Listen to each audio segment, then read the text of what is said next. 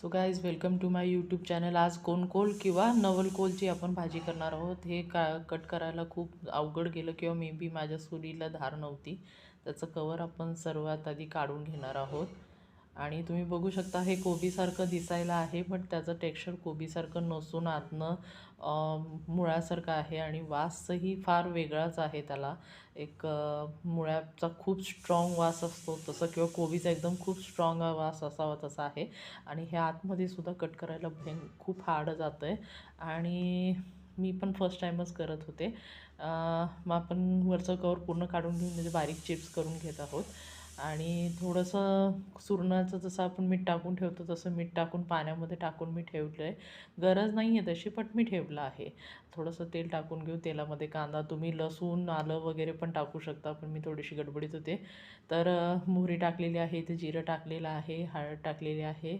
आपण थोडंसं उडीद डाळ पण टाकतो आहे फोडणीला, कढीपत्ता टाकतो आहे।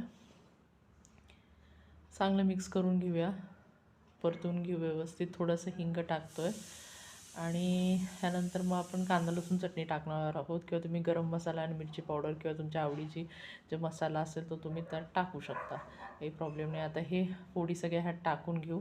आपण ह्याच्या जोडीला कुठलीही डाळ टाकली तरी छान होते। तूर डाळ टाकू शकता, उडीद डाळ टाकू शकता, सॉरी उडीद डाळ नाही, तूर डाळ, मूग डाळ टाकू शकता तुम्ही। लाल मसूर डाळ टाकू शकता, चण्याची डाळ टाकू शकता। इथं मूग डाळ धुवून टाकलेली आहे मी थोडीशी।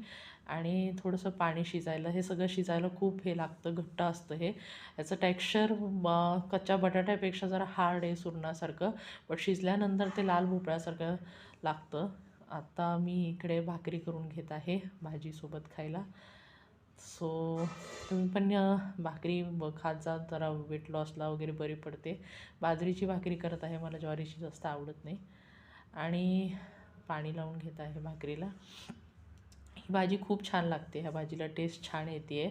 थोडंसं आपण नंतर शेंगदाणा कुठेही शिजताना टाकून घेऊन, पाणी मात्र ह्याला शिजायला जास्त लागतं।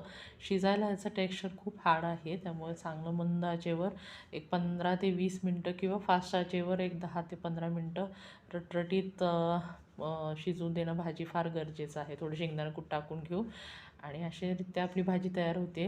शेंगदाणा कुटाचं आणि डाळीचं कॉम्बिनेशन खूप छान लागते। भाजी लाल भोपळ्यासारखी गोडसर थोडीशी लागते। मूग डाळीच्यामुळे लागत असेल किंवा मे बी शेंगदाण्यामुळे, पण हे खूप छान लागत आहे। सो या गाईज गरम गरम जेवायला बाजरीच्या भाकरीबरोबर कोनकोल किंवा नवलकोलची भाजी खायला।